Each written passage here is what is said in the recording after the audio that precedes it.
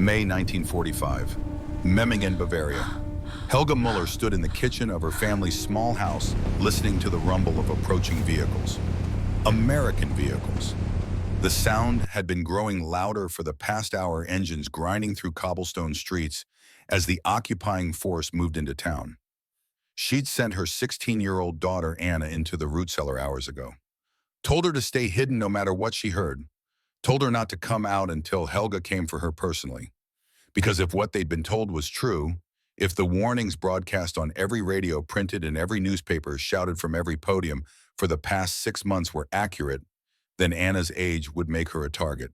Helga herself had taken precautions that felt both desperate and insufficient. She'd rubbed ash from the fireplace onto her face and neck, trying to make herself look dirty and unappealing. Disheveled her hair until it hung in greasy tangles. Put on her mother's old clothes, shapeless, worn things that hid her figure and added years to her appearance. 34 years old. Once considered attractive, now doing everything possible to look like an elderly peasant woman who wasn't worth noticing. Because they were coming. The Americans. And everyone knew what victorious soldiers did to women in conquered territories. The propaganda had been relentless. For months, as Allied forces pushed closer to Germany's borders, Joseph Goebbels' Ministry of Public Enlightenment had distributed pamphlets showing caricatured American soldiers, particularly black soldiers, carrying away struggling blonde German women. The captions were explicit. "This awaits your mothers, wives, and daughters." Radio broadcasts described fabricated atrocities in France and Belgium, detailed accounts of mass rapes, women violated in front of their families, children harmed, entire communities destroyed not by bombs but by unleashed American savagery. School teachers had instructed teenage girls on hiding techniques. Church officials had suggested prayers for protection. Municipal authorities had distributed advice on self-defense and disguise. And then there were the stories from the East. Real stories this time, not propaganda. Refugees fleeing westward from Soviet-occupied territories carried accounts of what had happened when the Red Army swept through East Prussia, Silesia, Pomerania. Hospitals overwhelmed with rape victims. Women killing themselves rather than face repeated assault. Communities where every female over the age of 12 had been targeted. Those stories weren't fabrications. They were verified by medical records, eyewitness accounts, testimony from women who'd survived and fled. The numbers were staggering. Hundreds of thousands of assaults documented in just the first 4 months of Soviet occupation. If the Soviets, Russia's soldiers, had committed such atrocities, why wouldn't the Americans? What made anyone think victorious troops would show restraint? Helga had no answer to that question. So she'd hidden her daughter and disguised herself and waited for the inevitable. The sound of boots on her doorstep made her flinch. She pressed herself against the kitchen wall, trying to make herself invisible, trying to remember the techniques they'd been taught for surviving assault without fighting back in ways that would make it worse. A knock, firm but not aggressive. Then the door opened. It wasn't locked, and locks wouldn't stop soldiers anyway. And an American corporal stepped into the entryway. He was young, barely 20, with a round face that still carried traces of boyish softness despite months of combat. He wore the olive drab uniform of the U.S. Army helmet under one arm rifle slung across his back. Helga held her breath. This was it. This was where it began. The corporal removed his helmet completely, set it on the small table near the door with careful precision. Then he spoke in broken, heavily accented German. "Anyone hurt? Anyone sick? Need doctor?" Helga stared at him, unable to process the question, unable to reconcile this careful inquiry with everything she'd been expecting. The corporal waited. When she didn't respond, he tried again, slower this time. "Is anyone hurt inside?" "No," Helga managed. Her voice came out as a whisper. "No one is hurt." The corporal nodded, reached into his jacket pocket. Helga's entire body tensed. This was it. He'd been playing gentle. Now would come the demands, the threats, the violence. He pulled out a chocolate bar, dark wrapper with English writing, extended it toward her. "For children," he said in German. "If you have children." Chocolate. He placed it on the table next to his helmet. Then he nodded respectfully, actually nodded like she was a person deserving of acknowledgement, and walked out of the house. That was all. No demands, no threats, no touching, no violence. Just a question about whether anyone needed medical help, a chocolate bar left for children, and a respectful exit. Helga stood in her kitchen for 5 full minutes after he left, unable to move, unable to process what had just happened. Because it made no sense. Made absolutely no sense in the context of everything she'd been taught, everything she'd been warned about, everything she'd prepared herself to endure. Across Memmingen that day, similar scenes played out in hundreds of homes. American soldiers moving through town in organized patrols, knocking on doors, asking in broken German if anyone needed medical assistance, checking for wounded civilians, distributing basic supplies when asked if food or water was available, and then moving on. No demands, no violations, no violence. The women who'd hidden themselves, and there were hundreds who'd taken similar precautions to Helga, emerged slowly from cellars and attics in back rooms. Confused, disoriented, unable to reconcile reality with expectation. Greta Hoffman, 68 years old now, but 33 in May 1945, would later describe that first day in an interview conducted in 1987. We were certain rape would be our punishment. Everything. Hitler's speeches, the newspapers, the newsreels, the radio broadcasts, all warned that Americans would violate German women to humiliate our men and contaminate what they called Aryan blood. When they arrived in our village, we hid our daughters. We prepared ourselves. Instead, they established what I later learned was called a no-approach zone around women. Soldiers who attempted even conversation with us were disciplined by their officers. It was incomprehensible. The systematic restraint wasn't limited to Memmingen. It was policy, deliberate, enforced. General Dwight D. Eisenhower had issued explicit directives in September 1944, before American forces even entered German territory, prohibiting fraternization with German nationals. The orders specifically emphasized intimate relations. Violations risked court-martial with penalties including dishonorable discharge and imprisonment. Military police units comprising approximately 5% of occupation forces maintained specific patrols monitoring soldier-civilian interactions. These weren't casual patrols. They were formal enforcement mechanisms with clear authority to arrest any American soldier who violated fraternization policies. The rules for conduct of personnel of United States forces toward Germans in Germany, issued in December 1944, contained explicit prohibitions. Violation of these rules brought serious consequences. Court-martial records from March through August 1945 documented 1,589 cases involving fraternization with penalties ranging from reduction in rank to dishonorable discharge. This wasn't suggestion. This was military law enforced with the full weight of the American command structure. The contrast with what was happening simultaneously in Soviet-occupied territories made American restraint even more remarkable. German women in Eastern Germany were experiencing exactly what Helga and others in Bavaria had feared. Soviet forces advancing through East Prussia, Silesia, and Pomerania committed widespread sexual violence, documented in hospital records, police reports, and testimony from survivors who managed to flee westward. The numbers were horrifying. Approximately 240,000 documented assaults between January and April 1945. Hospital records from Königsberg showed 1,427 rape-related injuries treated in just a 3-week period. These weren't propaganda exaggerations. These were verified medical statistics. Real women suffering real trauma at scale that defied comprehension. German refugee columns fleeing westward carried these accounts, creating terror that extended beyond Nazi ideological control into genuine fear based on documented reality. As one survivor later explained, "We feared the Russians so desperately that warnings about American troops seemed plausible by extension. Why wouldn't victors take what they wanted? History suggested they would." That historical expectation that conquering armies violated women as spoils of war was well-founded. It had been true in countless conflicts across centuries. From ancient Rome through medieval Europe, through the Napoleonic Wars, and into modern conflicts, sexual violence against civilian women in conquered territories was depressingly common.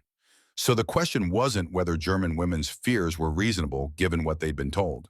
The question was why American forces behaved differently than historical precedent suggested they would. The answer lay in a combination of military discipline, American cultural values and deliberate policy decisions by commanders who understood that occupation success required more than military victory. American soldiers in 1945 came predominantly from communities where violence against women carried profound social stigma. While 1940s America was far from achieving modern gender equality concepts like protecting womanhood and gentlemanly conduct were deeply embedded in American social norms.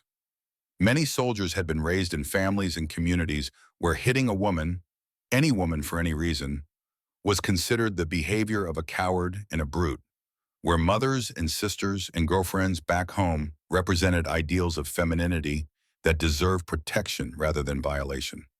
These cultural values didn't make American soldiers saints, but they created a baseline expectation of behavior toward women that differed significantly from what German propaganda had suggested. Private Robert Johnson wrote to his mother in June 1945, "These German women are terrified of us. They believe we're animals.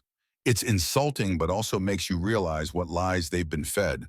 We're not here to hurt civilians. We're here to defeat Nazis and go home." That sentiment appeared repeatedly in letters home and diary entries in recorded conversations among American troops. A sense that German civilian women, whatever their role in supporting the Nazi regime, were not legitimate targets for sexual violence. More importantly, American military leadership institutionalized this cultural baseline into formal policy with real enforcement mechanisms. Every American soldier arriving in Germany received mandatory orientation. A one-hour training session called German Civilians' Rules of Engagement was delivered to approximately 94% of frontline troops. The training emphasized that inappropriate contact with German females would result in punishment equivalent to desertion. Captain Howard Williams of the 2nd Infantry Division wrote home, "We've been told repeatedly, touch a German woman and you'll face court-martial. Our job is to defeat Nazis, not terrorize civilians. The brass takes this seriously. I've already seen 2 men sent home in disgrace for violating the rules." The enforcement was real and visible. Military police maintained dedicated fraternization patrols in 27 major German cities with approximately 140 officers per city specifically monitoring male-female interactions. This visible enforcement provided German women with concrete evidence of American institutional commitment to their safety. Not just promises, not just words, but actual patrols, actual arrests, actual consequences for violations. The propaganda campaign that had prepared German women for American arrival had been extensive and sophisticated. In late 1944, as Allied forces approached Germany's borders, Goebbels' Ministry of Public Enlightenment intensified its messaging about American barbarism. Pamphlets distributed nationwide depicted American soldiers as bestial degenerates. One widely circulated leaflet, preserved now in the Federal Archives in Koblenz, showed a caricatured Black American soldier carrying away struggling blonde women. The caption read, "This awaits your mothers, wives, and daughters."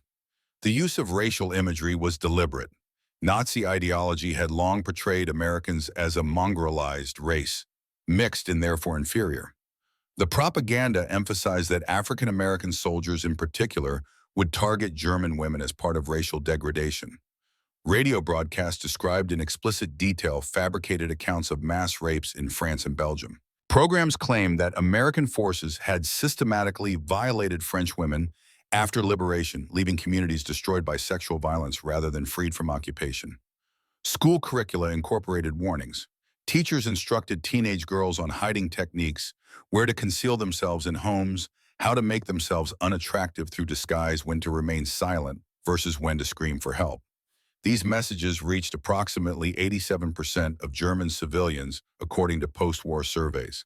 The saturation was nearly complete, but the propaganda campaign also exploited genuine trauma from the Eastern Front.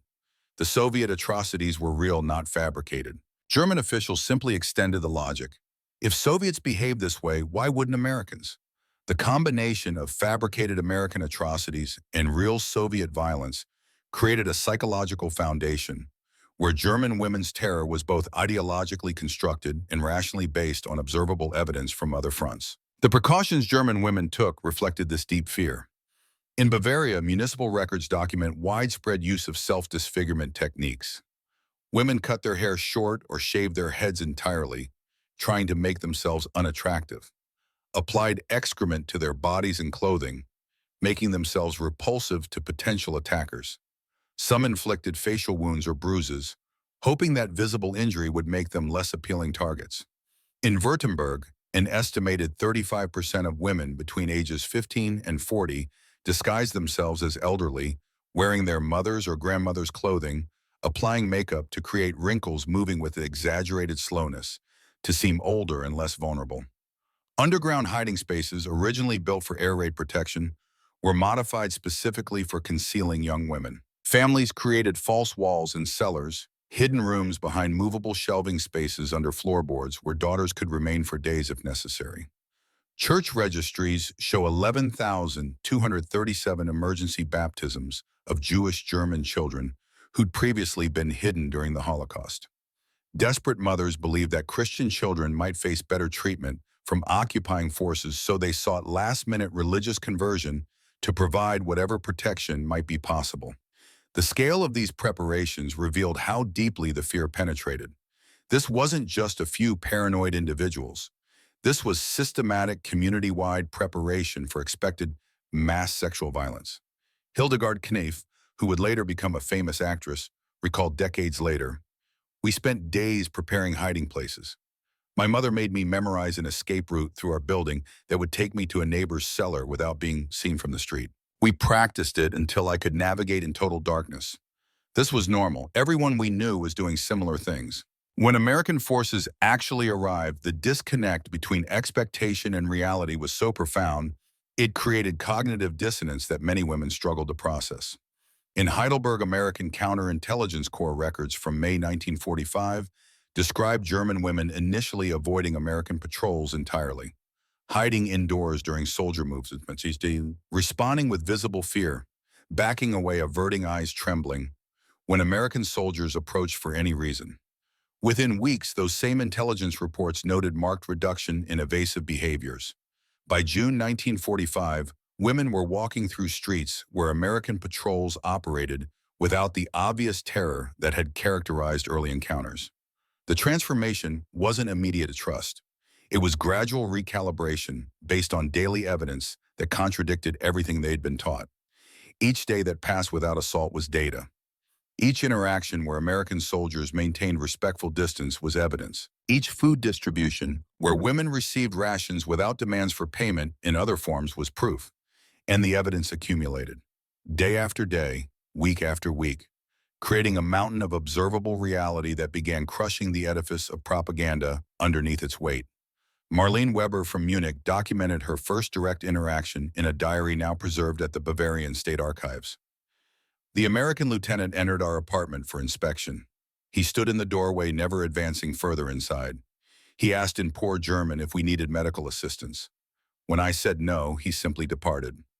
I realized afterward that I had been holding my breath the entire time. I'd been so certain something terrible would happen. But he just left, asked a question and left, like a normal person conducting normal business." That phrase, "like a normal person," appeared repeatedly in accounts from this period.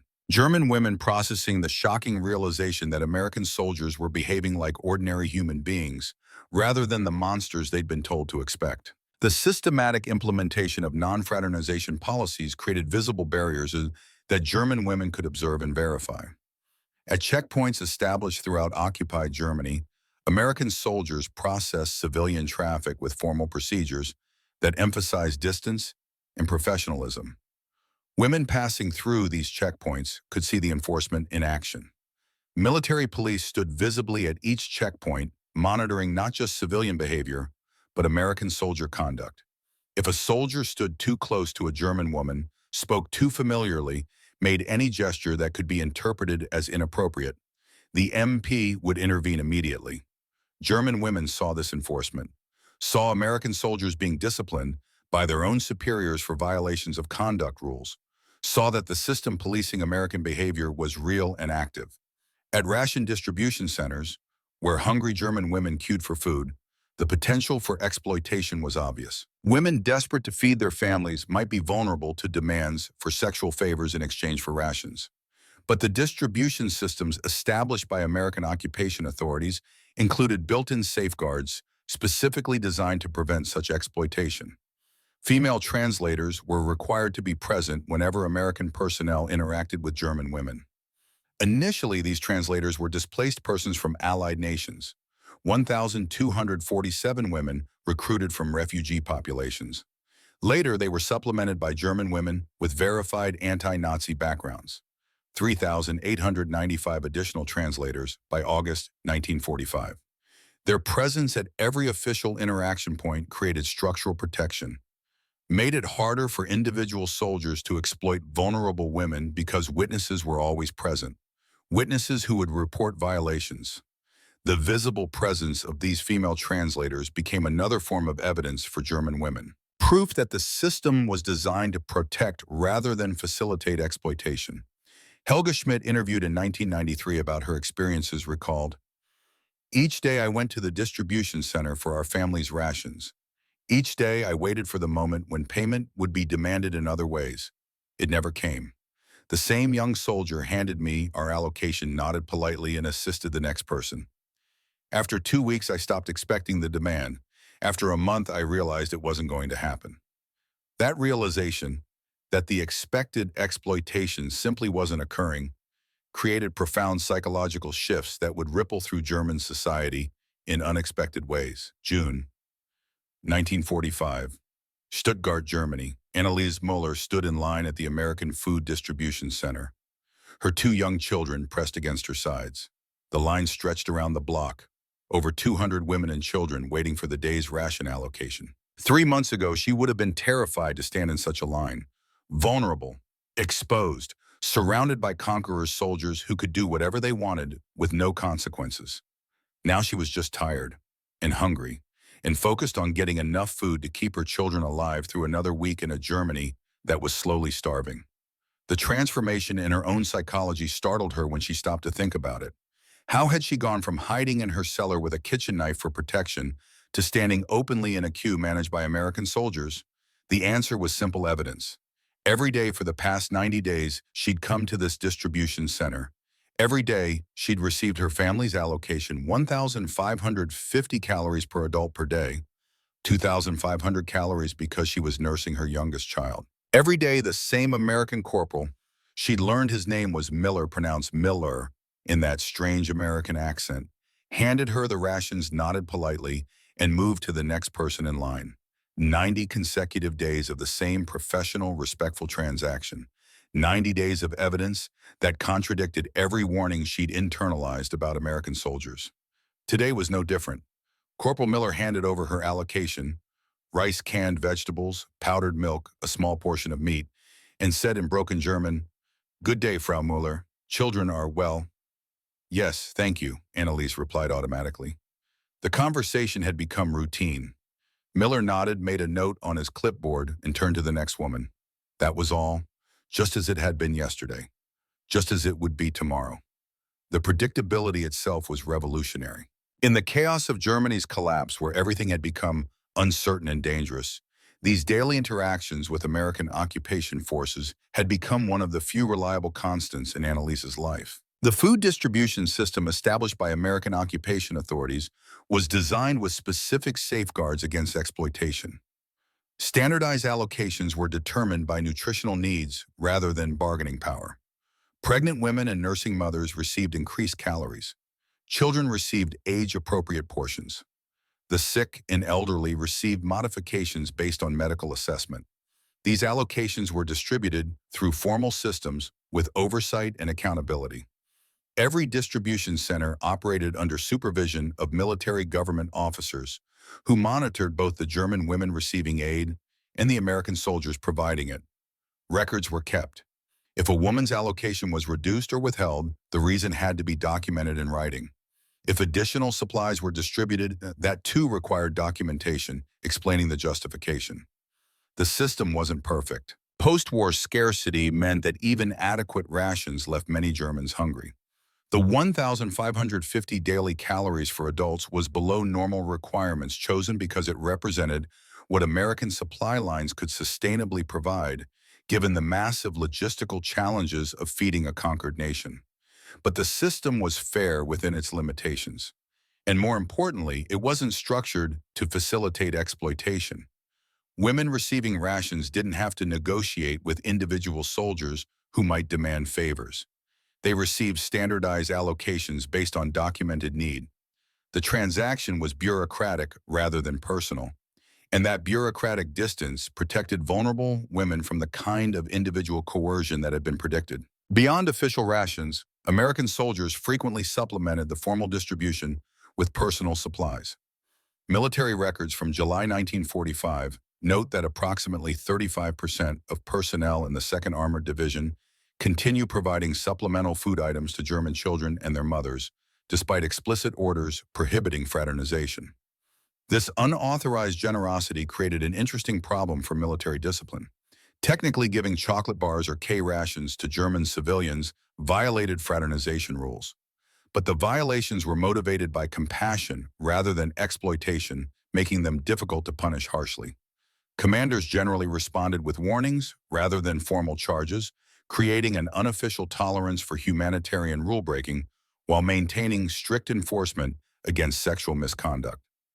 German women noticed this pattern, noticed that American soldiers would risk disciplinary action to give food to hungry children, that the violations of rules flowed in the direction of generosity rather than exploitation. Elizabeth Becker recalled in a 1989 interview, "An American soldier, I think he was from a place called Iowa, though I'm not certain, gave my daughter a chocolate bar. His sergeant saw and reprimanded him loudly in English, but the soldier just smiled at my daughter and walked away. He'd been willing to be yelled at just to give a hungry child chocolate. That gesture told me more about American character than any official statement could have." These small acts of kindness, individually minor but collectively significant, accumulated into evidence that American soldiers saw German civilians as human beings deserving of compassion rather than enemies deserving of punishment. Medical assistance provided another domain where American conduct contradicted German expectations.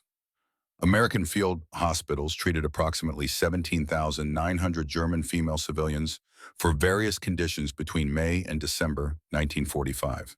The conditions range from malnutrition to injury to illness to pregnancy complications. Medical records from these facilities indicate standardized protocols designed to protect patient dignity. These protocols weren't just aspirational guidelines. They were enforced through the same accountability mechanisms that governed other aspects of occupation conduct. Gisela Hartmann, who received treatment for a broken arm at an American field hospital in Frankfurt, described her experience, "I was terrified when they took me to the medical facility. I thought it was a trap, but the nurse who treated me explained everything before touching me, asked permission to examine my arm, had a German translator present so I understood what was happening, treated me exactly as I imagined she would treat any patient in America, with professional respect." That phrase, professional respect, captured something important about American conduct. It wasn't personal warmth necessarily. American soldiers and medical personnel weren't trying to be German women's friends. They were maintaining professional distance. But professional distance was vastly different from the degradation and exploitation German women had been taught to expect.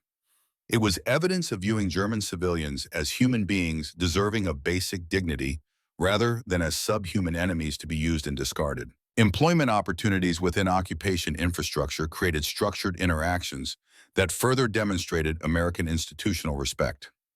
By September 1945, approximately 42,000 German women worked as typists, translators, switchboard operators, and administrative staff for American forces. These positions included the 7th Army alone employed 8,350 German women within 3 months of occupation. The employment system treated them as workers with rights rather than as conquered subjects to be exploited. Maria Schneider worked as a typist for American military government in Munich. Her account, preserved in oral history archives, described the experience. "I was hired through a formal application process. They reviewed my credentials. I'd worked as a secretary before the war and offered me a position with clear salary and responsibilities. I worked in an office with both American and German employees. We had set hours 8 to 5 with an hour for lunch. If I needed to leave early, I requested permission through proper channels. It was normal. Normal office work with normal procedures. I'd expected something very different. That expectation of abnormality, of exploitation, of demands for sexual favors as condition of employment, of arbitrary treatment, was based on both Nazi propaganda and historical precedent for how conquerors treated conquered populations.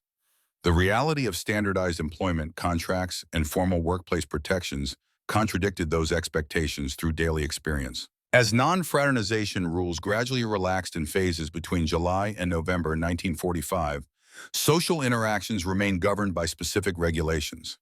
The American Red Cross established 137 community centers in major German cities where supervised social activities created controlled environments for American-German interaction.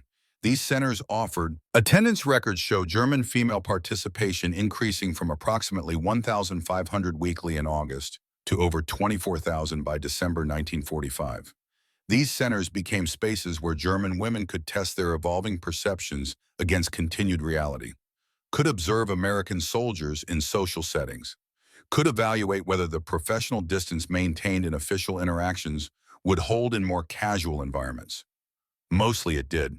The centers operated under clear rules enforced by both American military police and German civilian monitors. Soldiers who violated conduct standards were removed and faced disciplinary action. Women who felt uncomfortable could report problems through established channels. The existence of these channels, the fact that German women had formal mechanisms for reporting inappropriate American conduct, itself demonstrated a level of institutional respect that contradicted propaganda narratives. The contrast with Soviet occupation became impossible to ignore as German women gained access to information from multiple zones. Those who had experienced both occupations or who had family members in different zones provided comparative testimony that circulated through informal networks. Maria Schultz had fled from Dresden to Munich in April 1945. She'd spent 3 weeks in Soviet-occupied territory before managing to reach American lines. Her account recorded by American intelligence officers was stark. In the Soviet zone, we slept in shifts. One woman always stayed awake to scream warnings if soldiers approached. We blocked doors with furniture and hid in coal cellars. We couldn't go outside during certain hours, couldn't walk alone, anywhere. After reaching the American zone, I slept through an entire night for the first time in months. The difference was like crossing from hell into, not paradise, but something approaching normal life.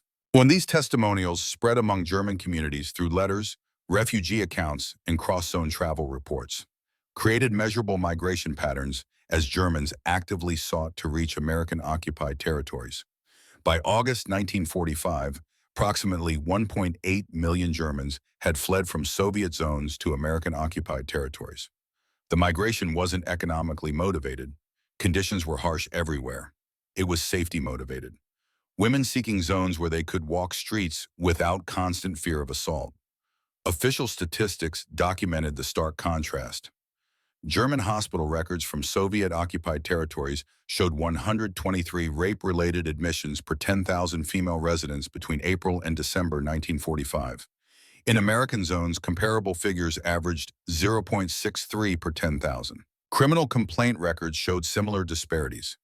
18,796 reported sexual assaults in Soviet-occupied Berlin during 1945, compared to 1,336 across all American-occupied territories, despite the American zones containing substantially larger populations.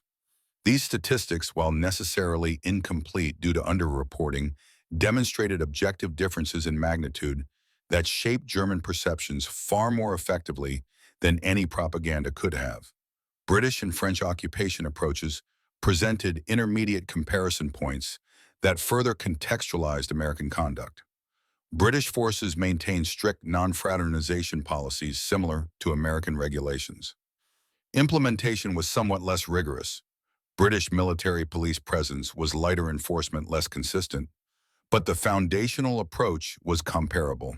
German women in British zones reported experiences generally similar to those in American zones: professional distance, adequate food distribution, protection from assault. French occupation forces, comprising both metropolitan French soldiers and colonial troops from North Africa, showed greater variation in conduct. Some units maintained strict discipline comparable to American and British standards. Others operated with less oversight and consequently generated more complaints. German police records from the French zone documented 987 sexual assault cases between May and December 1945, among a female population of approximately 2.9 million, representing an intermediate rate between American and Soviet extremes. These experiential contrasts transformed German women's relationship to occupation from one based purely on terror to one increasingly based on pragmatic calculation. Surveys conducted by American Counterintelligence Corps in November 1945 found that 72% of German women in multi-zone border regions expressed preference for American occupation, with physical safety cited as the primary factor by 83% of respondents. Though overall American conduct remained remarkably disciplined, violations did occur. Military justice records document 552 cases of sexual assault by American personnel against German women between May and December 1945. Each case represented individual tragedy. Each was a violation of both military regulations and basic human decency. But the institutional response proved equally significant for German perceptions. Court-martial proceedings resulted in 468 convictions, an 85% conviction rate, indicating that military courts took allegations seriously rather than dismissing them to protect soldiers. Sentences averaged 7.8 years imprisonment, substantially exceeding typical contemporary civilian penalties for similar offenses in either Germany or America. These proceedings were conducted with German witnesses testifying. Results were announced in German newspapers. The trials were visible rather than hidden. This visibility demonstrated institutional commitment to female safety that contradicted expectations of systematic exploitation. German women could observe that when American soldiers violated conduct rules, they faced genuine consequences rather than protected impunity. Margaret Steiner, interviewed for the German Women's Oral History Project in 1978, articulated the impact. "We expected to be treated as subhuman by American soldiers. Instead, they treated us with more humanity than our own government had in recent years. When violations occurred, they were prosecuted. The men who assaulted women were punished publicly. This was incomprehensible, given what we'd been told to expect." The transformation in German women's perceptions created measurable behavioral changes. In Stuttgart, evening curfew violations by women dropped from 378 cases in June 1945 to 53 in October. The decrease suggested that women felt safer moving through city streets even after dark when American patrols were active. Reports of criminal activity by German women to American military police rose from 126 cases in June to 972 in December. This increase indicated willingness to seek American protection rather than fear it, a fundamental shift in how women viewed occupation forces. Military government surveys from September 1945 found that 63% of German women in American zones reported feeling physically safe around American personnel, compared to just 7% in May. By December, this figure reached 82%. These weren't self-reported attitudes and propaganda surveys. These were behavioral patterns observed and documented by military intelligence. The shifts reflected genuine psychological transformation based on accumulated evidence. Personal correspondence provided particularly reliable evidence of perception changes. German postal censorship, maintained through December 1945, sampled approximately 50,000 personal letters monthly. Analysis showed references to American personnel shifting from primarily fearful descriptions, 84% in May 1945, to predominantly neutral or positive characterizations, 76% by November. Specific mentions of physical safety increased from 3% of letters in May to 41% in December. These private communications, never intended for American eyes, provided particularly reliable insight into genuine German attitudes. Women writing to family members in other zones, or to husbands returning from POW camps, had no reason to flatter Americans. They were describing their actual experiences to people they trusted. A letter from Helena Braun to her husband, intercepted by censors in August 1945, captured the transformation. "When you return, you will not believe how the Americans behave. I know what you were told to expect. I expected the same. But Heinrich, they are not what we were taught. They maintain distance. They follow rules. They punish their own men who misbehave. I am not afraid anymore. Come home safely and you will see. By the autumn of 1945, a new reality had crystallized in American-occupied Germany. German women no longer hid when American patrols passed, no longer disguised themselves to avoid attention, no longer kept kitchen knives as pathetic self-defense weapons. They queued at distribution centers without fear, walked streets patrolled by American soldiers without terror, interacted with occupation authorities through formal channels with expectation that procedures would be followed. The propaganda edifice had crumbled under the weight of daily evidence, not because Germans suddenly loved Americans, not because occupation was pleasant or easy or comfortable, but because the predicted horrors simply hadn't materialized. Day after day after day of evidence that American soldiers, whatever their other faults were, not committing the systematic sexual violence that had been prophesied. That absence, the silence where screams were supposed to be the restraint, where violation had been expected, spoke louder than any words could have. It was evidence that couldn't be explained away, couldn't be dismissed as isolated incidents, couldn't be attributed to luck or circumstance. It was pattern, systematic, institutional, reflecting values and discipline that challenged everything Nazi ideology had taught about American barbarism. And that challenge would have consequences far beyond the immediate context of 1945 occupation, would reshape German understanding of America in ways that would influence the next 70 years of history. December 1945, Heidelberg, Germany. Käthe Wagner stood in the community center operated by the American Red Cross, watching young Germans and Americans attempt to communicate through broken language and universal gestures. The center had opened 3 months ago. She'd been skeptical at first, another occupation program designed to indoctrinate Germans into accepting American ideology. But what she'd observed over weekly visits had slowly transformed her understanding of what was possible between former enemies. Tonight was a cultural exchange program. Americans teaching Germans about baseball, Germans teaching Americans about traditional Christmas markets. The atmosphere was cautious but genuine. Young people from two nations that had been killing each other 6 months ago were now sharing customs and attempting friendship. Käthe's own journey from terror to this tentative normalcy reflected the broader psychological transformation happening across American-occupied Germany. In May, she'd hidden in her apartment, convinced that American soldiers would assault her the moment occupation began. In June, she'd ventured out only for essential food distribution, eyes down body tents, expecting violence at any moment. By August, she was walking normally through streets where American patrols operated. In October, she'd accepted employment as a translator for military government offices. Now in December, she was voluntarily attending social events where Americans and Germans mixed. The transformation hadn't been sudden. It had been gradual accumulation of evidence that contradicted everything she'd been taught. Each day without assault was data. Each professional interaction was proof. Each enforcement of rules protecting women was demonstration that the system valued her safety. 7 months of evidence had been enough to shatter years of propaganda. As non-fraternization regulations relaxed further in late 1945, legitimate romantic relationships began emerging between American soldiers and German women. By early 1946, military government acknowledged approximately 18,000 formal relationships. These weren't casual affairs. They were relationships serious enough that couples sought official registration through military channels. The registration process itself was revealing. Required documentation included. The bureaucracy was extensive, but that bureaucracy demonstrated institutional seriousness rather than exploitation. These weren't occupiers taking advantage of vulnerable women.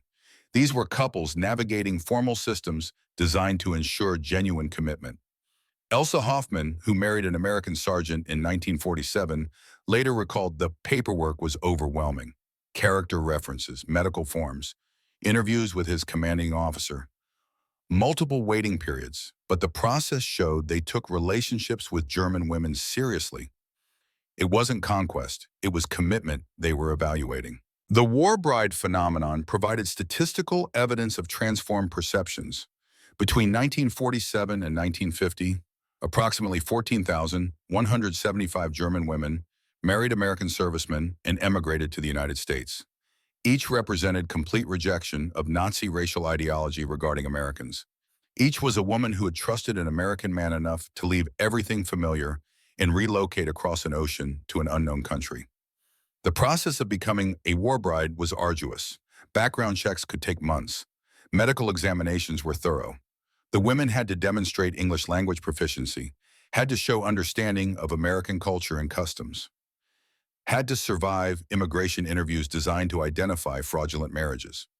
Yet persistence rates exceeded 90%, indicating determination born of transformed beliefs, rather than desperate economic calculation.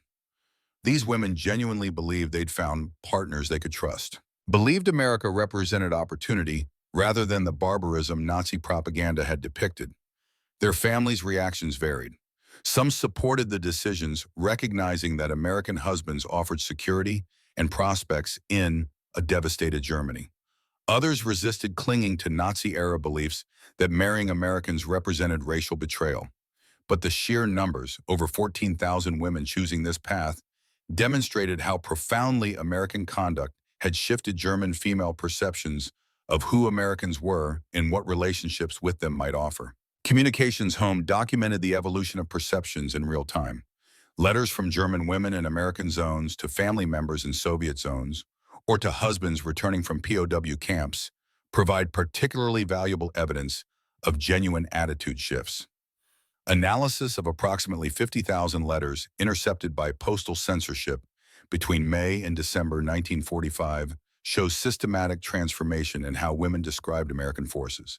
May 1945 letters, 84%, contained fearful or negative descriptions of Americans. Typical phrases included, "We are afraid, we hide when they approach. We expect the worst." November 1945 letters, 76%, contain neutral or positive characterizations. Typical phrases shifted to, "They maintain discipline. They follow rules. They treat us fairly." References to physical safety increased from 3% of letters in May to 41% in December. Women who'd initially written about fear were now writing about feeling protected, or at least not threatened. These private communications, never intended for American eyes, provide particularly reliable evidence. Women writing to loved ones had no incentive to flatter occupying forces. They were describing their actual experiences honestly to people they trusted. Community dynamics reflected this transferred trust in measurable ways. In Bavaria, American forces employed German police auxiliaries beginning in August 1945. The cooperation between German civilians and American authorities increased measurably over subsequent months. Reports of criminal activity by German women to American military police rose from 126 cases in June to 972 in December. This increase didn't reflect rising crime rates. It reflected willingness to seek American protection rather than fear it. Women reporting domestic violence, theft, assault by other Germans, or other crimes to American authorities demonstrated fundamental trust that the system would protect rather than exploit them, that American soldiers would intervene to help German women rather than using their vulnerability for personal advantage. This was revolutionary. In normal occupation, dynamics conquered populations avoid occupying forces whenever possible. They handle problems internally rather than involving foreign soldiers in community affairs. The fact that German women increasingly turned to American authorities for assistance indicated profound transformation in how they perceived the occupation. German women who experienced multiple occupation forces provided the most compelling comparative testimony. Those who fled westward from Soviet-occupied territories and then experienced American zones carried firsthand accounts that shaped perceptions far more effectively than any official pronouncements. Comparative experiences shared through refugee networks created clear preference hierarchies. Women chose to endure extreme hardship, walking hundreds of miles carrying children, leaving behind possessions, to reach American-controlled territories. The migration wasn't economically motivated. Conditions were harsh everywhere. Food was scarce across all zones. Housing was damaged throughout Germany. The economic differences between zones were minimal in the immediate post-war period. The migration was safety motivated. Women calculating where they faced least risk of sexual violence, where their daughters might grow up without constant threat. where basic physical security could be reasonably expected. By August 1945, approximately 1.88 million Germans had relocated from Soviet to American zones. The choice was clear endorsement of American occupation conditions over Soviet. The transformation extended beyond individual psychology to cultural reconstruction. American occupation authorities recognized that female civic participation required physical security as prerequisite. The Women's Affairs Section, established under military government in October 1945, recruited 1,783 German women for leadership roles in community reconstruction. These roles included female participation rates correlated directly with security perceptions. Communities where women reported higher safety showed 42% greater female participation in rebuilding committees. This wasn't coincidence.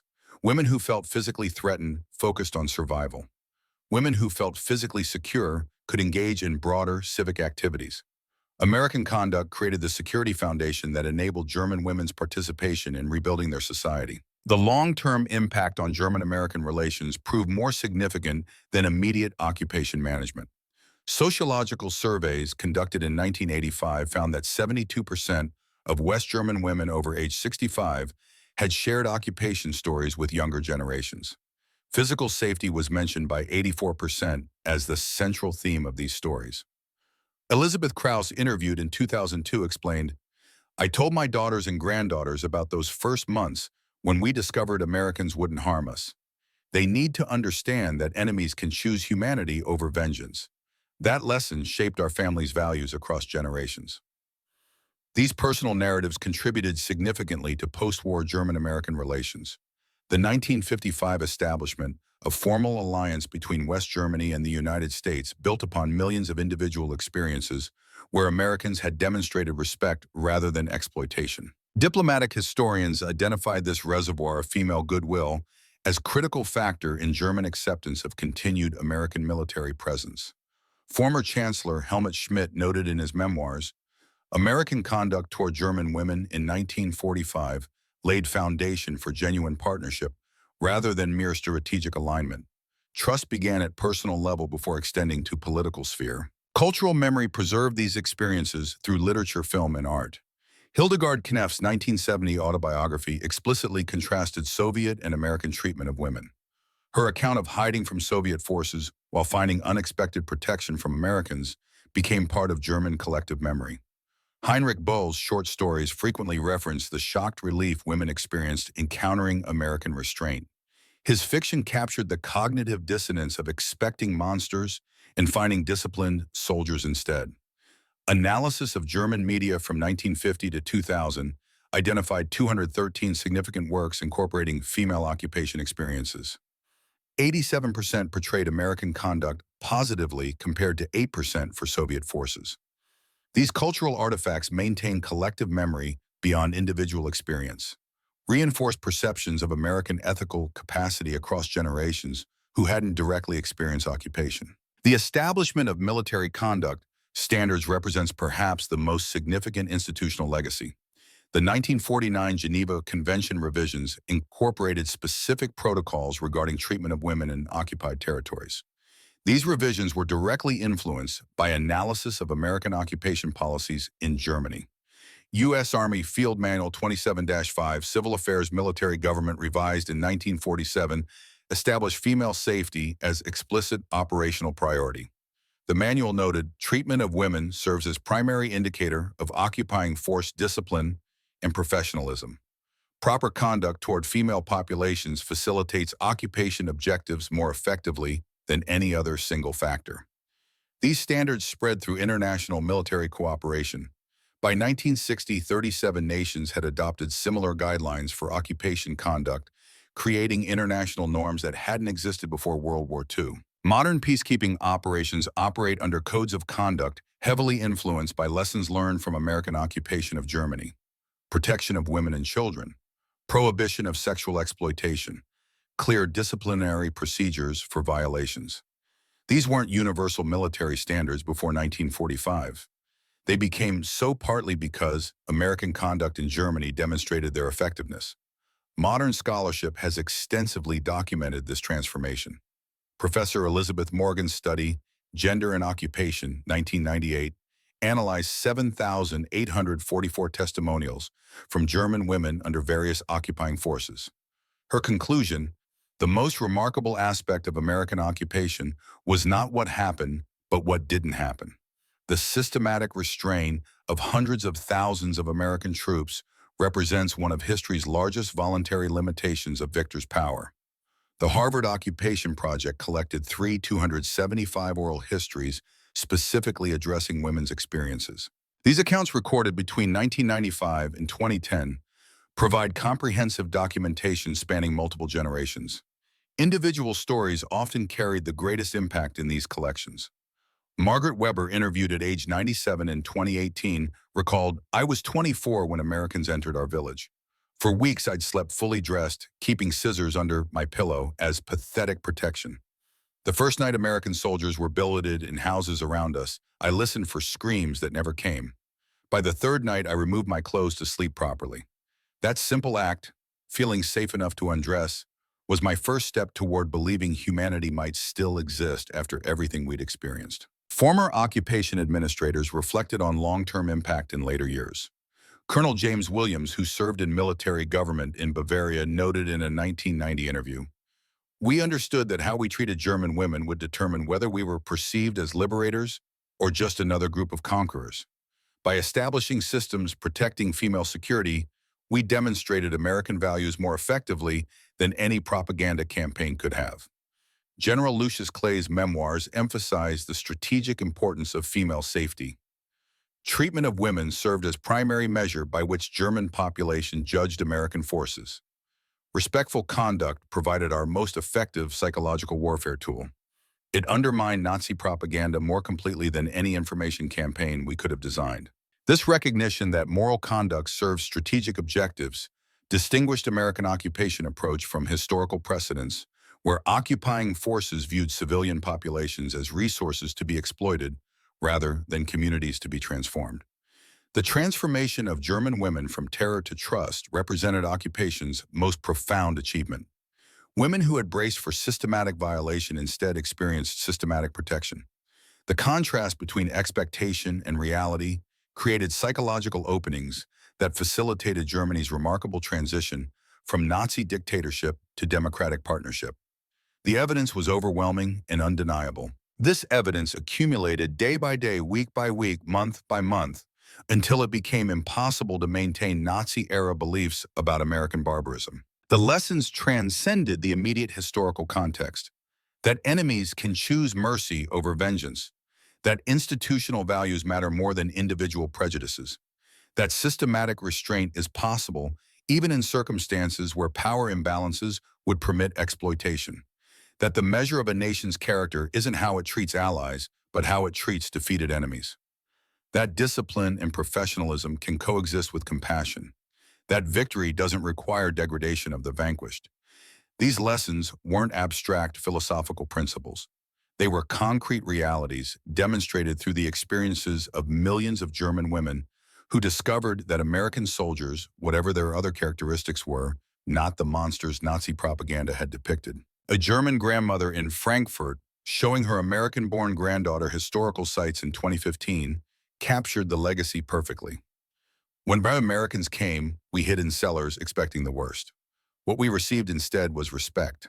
That experience taught us to question everything we'd been taught, about Americans, about ourselves, about human nature itself. Sometimes the most powerful lesson comes not from what people do to you, but from what they choose not to do." That wisdom, born from the shock of safety rather than expected trauma, represents the enduring legacy of how American forces treated German women in 1945. Not just occupation policy, not just military discipline, but fundamental choice to see humanity in former enemies, to extend protection rather than inflict punishment, to demonstrate through action that different outcomes are possible even in circumstances where history suggests otherwise. The silence that spoke louder than words. The restraint that transformed understanding. The mercy that changed nations. That was the legacy, built not through proclamations, but through millions of individual interactions where American soldiers chose discipline over exploitation, where institutional values overcame individual opportunities for abuse, where the ideals America claimed to represent were actually demonstrated through conduct under circumstances where no one would have been surprised by their violation. German women noticed, remembered, and told their children and grandchildren, creating generational memory that shaped German-American relations for the next 70 years, because they learned that propaganda lies, that enemies can surprise you, that institutional character matters, that values demonstrated under pressure are more reliable than values proclaimed in comfort, and that sometimes the most powerful statement isn't what you say. It's what you choose not to do when you have all the power and no one could stop you. That choice, made millions of times by hundreds of thousands of American soldiers in occupied Germany in 1945, echoes still the end.